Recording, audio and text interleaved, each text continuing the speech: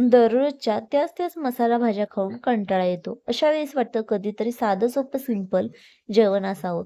अशा वेळेस तुम्ही ज्वारीची भाकरी आणि गरमागरम इथे बटाटा, मेथीची सुकी भाजी बनवू शकता. खायला खूप सुंदर लागते. तुम्हाला सुद्धा नक्की आवडेल. नमस्कार, मी अश्विनी स्वागत करत आहे तुमच्या अश्विनीज किचनमध्ये. आज आपल्या किचनमध्ये बटाटा मेथी मिक्स सुकी भाजी बनवणार आहोत. त्यासाठी इथे मी मेथी, बटाटा, कांदा आणि लसूण घेतला आहे. तुम्हाला आवडत असेल तर एखादं टोमॅटो टाकले तरी चालेल. आता इथे मी मेथी व्यवस्थित साफ करून एका डब्यात ठेवली होती. जर तुमच्या मेथीला जास्त माती असेल तर तुम्ही एखाद्या पातेल्यामध्ये मेथी 4-5 मिनिटं भिजायला घाला. त्यामुळे काय होईल, सगळी माती आहे ते खाली जाऊन बसेल. आणि नसेल तर तुम्ही अशी जाळीमध्ये चांगली 2-4 पाण्याने व्यवस्थित स्वच्छ धुवून घ्या. त्यामुळे जर त्यामध्ये एखादा कचरा वगैरे असेल तर तो निघून जाईल. धुतल्यानंतर याला निथळण्यासाठी 4-5 मिनिटं असेच ठेवून द्या. 4-5 मिनिटानंतर निथळल्यानंतर चॉपर घ्यायचा. चॉपरवरती आपल्याला छान अशी बारीक कट करून घ्यायची आहे. कारण आपण इथं बटाट्याचे काप थोडे मोठे बनवणार आहोत, त्यामुळे आपल्याला मेथी टाकताना एकदम बारीक चॉप केलेली हवी आहे. त्यासाठी एकदम बारीक चॉप करायची आहे. बोलत बोलत इथे सगळी मेथी बारीक कट करून झालेली आहे, तुम्ही पाहू शकता.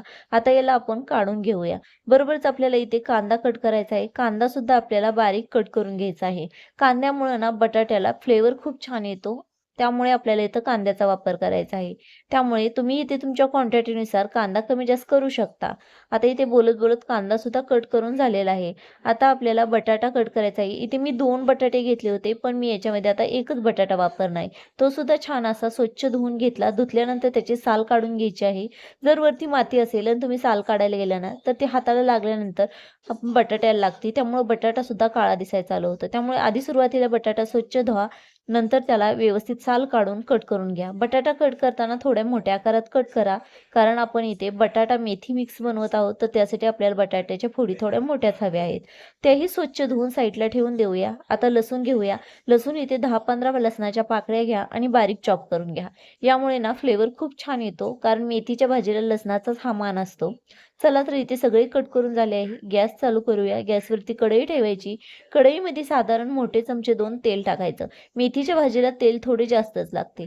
आता याच्यामध्ये आपल्याला 1 चमचा एवढं जिरं टाकायचं आहे. जिरं छान फुलल्यानंतर एकदम बारीक चॉप केलेला लसूण घालायचा आहे.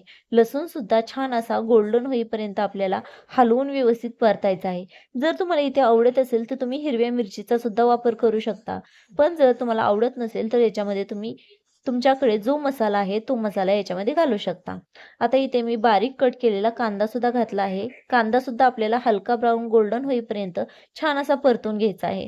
कांदा परतायला जास्त वेळ लागत नाही आणि आपल्याला इथे एवढाही परतायचा नाहीये की जास्त वेळ लागेल. त्यामुळे फक्त हलकासा कलर बदलला की आपल्याला त्याच्यामध्ये पावडर मसाले घालायचे आहेत.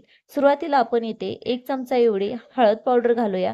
बरोबरच छान असं व्यवस्थित मिक्स करून घेऊया. हळदीमुळं काय होतं, तर आपली जी भाजी आहे किंवा बटाटा आहे, या दोन्हीला कलर खूप छान येतो. आता याच्यामध्ये बटाटा घालून घेऊया. तुम्ही पाहू शकता बटाटा एकदम पिवळा झाला आहे. हळदीमुळे ना बटाट्याची भाजी असो किंवा मेथीची भाजी असो, कलर एकदम परफेक्ट येतो बरं का. त्यासाठी हळद ही घातलीच पाहिजे. शिवाय आयुर्वेदिक आहे. छान हलवल्यानंतर इथे मी चवीपुरते मीठ घातले आहे 1 चमचा. लक्षात राहू द्या, मी मिठाचा वापर इथेच केलेला आहे. त्यामुळे मी भाजीमध्ये पुढे कुठेही मीठ घालणार नाही. त्यामुळे तुम्ही तुमच्या टेस्टनुसार तुम्ही इथे घाला किंवा जर कमी वाटत असेल तर तुम्ही नंतर घातले तरी चालेल. आता हिला 2 मिनिटं छान असं बटाटा शिजू देऊया. 2 मिनिटानंतर झाकण काढूया. व्यवस्थित एकदा ह्याला मिक्स करून घेऊया. मिक्स झाल्यानंतर चेक करायचं की बटाटा शिजला आहे का. तुम्ही पाहू शकता याचा तुकडा होत आहे, म्हणजे बटाटा छान असा शिजत आलेला आहे. थोडासा आणखी क्रंच बाकी आहे, पण जेव्हा आपण याच्यामध्ये भाजी घालू ना तेव्हा छान असा तो शिजला जाईल. 2 चमचे धने पावडर घालायची. बरोबरच आपल्याला इथे 1 चमचा लाल मिरची पावडर घालायची आहे आणि इथे सोलापुरी काळा मसाला मी इथे 1.5 चमचा घातला आहे. आता इथे तुम्ही तुमच्या टेस्टनुसार तिखट कमी जास्त करू शकता. जर तुम्हाला इथे तिखट मसाला घालायचा नसेल तर तुम्ही हिरवी मिरचीचा ठेचा घातला तरी छान लागतो बरं का ह्या भाजीला. तुम्हाला आवडत असेल तर तुम्ही घालू शकता. आता याच्यावरती बारीक चिरलेली मेथी घालून घ्यायची. मेथी घातल्यानंतर ना आपल्याला छान असं व्यवस्थित मिक्स करायचं आहे. आता तुम्ही म्हणसाल की याच्यामध्ये पाणी घालायचं का, तर पाण्याचा वापर आपण अजिबात करणार नाही. मेथीला एवढे छान असं मॉइश्चरायझर असतं, त्याला पाणी एवढं सुटतं की त्यामुळे आपलं राहिलेलं बटाटं सुद्धा छान असं शिजलं जाईल आणि मेथी भाजी सुद्धा छान अशी व्यवस्थित शिजून तयार होईल. झाकण ठेवूया. 2 मिनिटांनंतर काढूया. छान तुम्ही पाहू शकता मेथीला पाणी सुटायला सुरू झालेलं आहे. अगदी परफेक्ट असं तुम्ही पाहू शकता. आता याला एकदा व्यवस्थित आपल्याला हलवून घ्यायचं आहे, म्हणजे मेथी आणि बटाटा दोन्ही एकजीव झालं पाहिजे. नंतर साधारण आपल्याला 2 ते 3 मिनिटासाठी झाकण ठेवायचं आहे आणि छान असं शिजू द्यायचं आहे. झाकण ठेवून 2-3 मिनिटानंतर झाकण काढून घेऊया आणि बघूया शिजलं आहे का? तर इथे आपला बटाटा पण छान शिजलेला आहे आणि मेथीसुद्धा छान शिजलेली आहे. बरंच यातलं पाणीसुद्धा सगळं गेलेलं आहे. तर आता याच्यामध्ये 2-4 चमचे एवढे मोठे शेंगदाण्याचे कूट घालून घ्यायचं आहे. जर तुम्हाला आवडत नसेल, नाही घातले तर चालेल.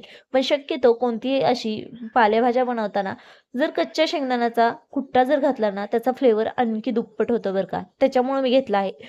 इथे पाहू शकता छान अशी अगदी परफेक्ट अशी भाजी बनवून तयार आहे. तर आता गरमागरम ज्वारीची भाकरी तर झालीच पाहिजे. टम फुगलेली आपल्याला इथे ज्वारीची भाकरी घ्यायची आहे. तुम्ही पाहू शकता फुल टम फुगलेली आहे ज्वारीची भाकरी आणि त्याच्यावरती बटाटा आणि मेथीची सुकी भाजी.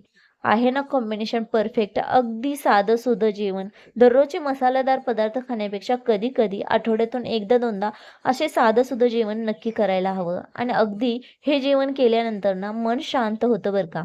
आता ही रेसिपी तुम्हाला कशी वाटली मला कमेंट्सद्वारे नक्की सांगा. आवडली तर लाईक, शेअर, सबस्क्राईब नक्की करा.